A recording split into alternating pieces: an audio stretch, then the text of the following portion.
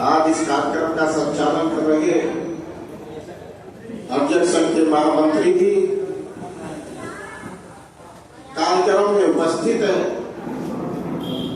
आज इस कार्यक्रम के मुख्य अतिथि जी, विशिष्ट अतिथि, सम्मानित मंच सामने उपस्थित है, विद्युत जन, आप सबका हार्दिक स्वागत वंदन अभिनंदन करते हुए सर्वप्रथम इस देश को जगाने वाले खासतौर पर गरीब मजदूर किसानों की आवाज रहे विधानसभा में महामना राम स्वरूप वर्मा जी, बाबू जगदेव सिंह कुशवाहा जी और लेलिन के नाम से जाने जाने वाले ललई यादव जी के चरणों में श्रद्धा का सुमन अर्पित करते हुए एक मुक्तक के साथ अपनी वाणी को आगाज देना चाहूंगा कि कर्म तुम्हारा कल होगा, कर्म तुम्हारा कल होगा, कर्म में अगर सच्चाई है तो कर्म निश्चित सफल होगा, हर संकट का हल होगा। वो आज नहीं तो कल होगा, वो आज नहीं तो कल होगा।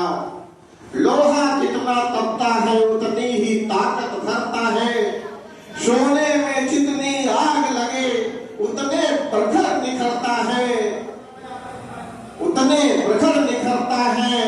हीरे पर जितनी धार लगे उतने ही तेज चमकता है।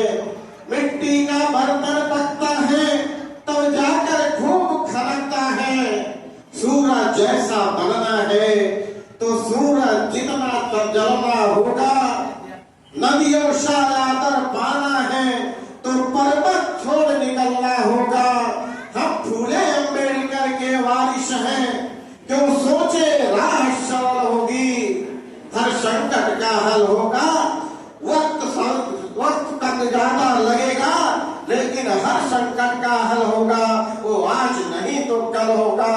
साथियों, आप जानते हैं आज परिस्थितियां आपके अनुकूल नहीं हैं। इतिहास के पन्नों में अगर हम झांक के देखना चाहते हैं कि समाज की दुर्दशा उस दिन से शुरू होती है जब इस देश के अंदर जिस देश के अंदर पुष्य मित्र का शासन आता है और पुष्य मित्र ने जब यहाँ के अंतिम शासक विद्रोह को मारकर उस बात को इस धरती पे आज हमारे जगह संघ का कार्यक्रम कर रहे हैं। यही अयोध्या की धरती है। इसी धरती पे पुष्यमित्र ने कहा था कि हम स्वयं, उसने कहा था मैं ही राम हूँ। और मैं आपसे कहना चाहता, आपके बगल में तुलसी उद्यान है, तुलसी उद्यान पे एक शिलालेख पड़ा हुआ लिखा हुआ था। आज आप जाएंगे तो देखेंगे तो नहीं दिखाई पड़ता है, लेकिन जब हम लोग यहाँ के इशारा थे, हम लोग यहाँ पढ़ रहे थे तो मैंने देखा था उस शिलालेख पे लिखा हुआ था कि पुष्यमित्र ने लिखा था कि पुष्यमित्र ही राम है। तो साथियों, आपको जाना समझना पड़ेगा कि जब इस देश के अंदर ब्राह्मणवादी व्यवस्था लागू होती है और इस बात को तय किया जाता है, पुष्यमित्र ने इस बात को तय किया कि जितने भी भिक्षु हैं उनके अगर सरकलम आपको काट के लाएगा, जो भी व्यक्ति सरकलम काट के लाएगा उसे 100 दिनार इनाम दिया जाएगा।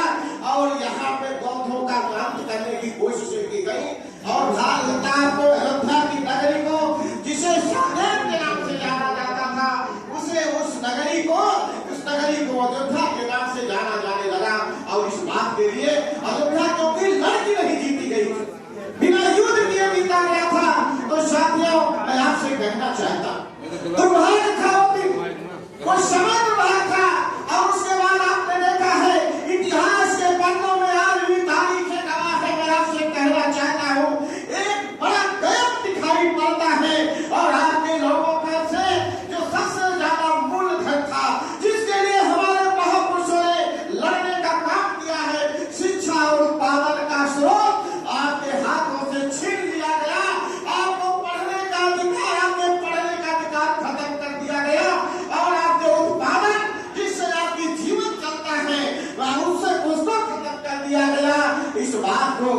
इस बात को चिन्हित किया था। इस बात को चिन्हित किया जब ज्योतिबा राव फूले ने, उन्होंने जब 1848 में महिला विद्यालय खोला, उन्होंने इस बात को स्लोगन दिया कि एक विद्या का बहुत बड़ा कमाल होता है। उन्होंने स्लोगन दिया कि बिन विद्या के मति नहीं, बिन मति के नीति नहीं, बिन नीति के गति नहीं, बिन गति के वित्त नहीं, और बिना वित्त के सूट टूटे। उन्होंने इस बात की वकालत किया। उन्होंने कहा अगर आपके पास विद्या जैसा धन नहीं है तो आपके पास अपनी कोई समझ नहीं होगी, आपके पास अपनी कोई विचारधारा नहीं होगी। अगर आपके पास अपनी कोई विचारधारा नहीं है तो आपके पास नीति योजना प्लान बनाने की क्षमता नहीं होगी। अगर आप योजना नहीं बना सकते हो, अगर आप नीति नहीं बना सकते हो, तो आपके अंदर गति नहीं आ सकती है, आपके अंदर तेजी नहीं आ सकती है। अगर आपके अंदर गति नहीं हो सकती है तो आपके पास धन दौलत रुपए पैसे नहीं होंगे और बाकी पेट का सवाल होगा। आप दूसरों के सामने आत्मसमर्पण करते हुए दिखाई पड़ोगे। इस समाज के साथ ऐसे ही अन्याय हुआ है। साथियों, मैं कहना चाहता हूँ, देश की आजादी के पहले कि देश में जब अंग्रेज आया है उसके पहले का इतिहास अगर आप देखेंगे, जो भी हमारे महापुरुष हुए हैं उनको इस ब्राह्मणवाद ने हमेशा लपेटने का काम किया, उसे कहीं न कहीं अवतारी पुरुष घोषित करने का काम किया। लेकिन अंग्रेजों के आने के बाद आपको शहूलियत मिली है, आपको यहाँ पे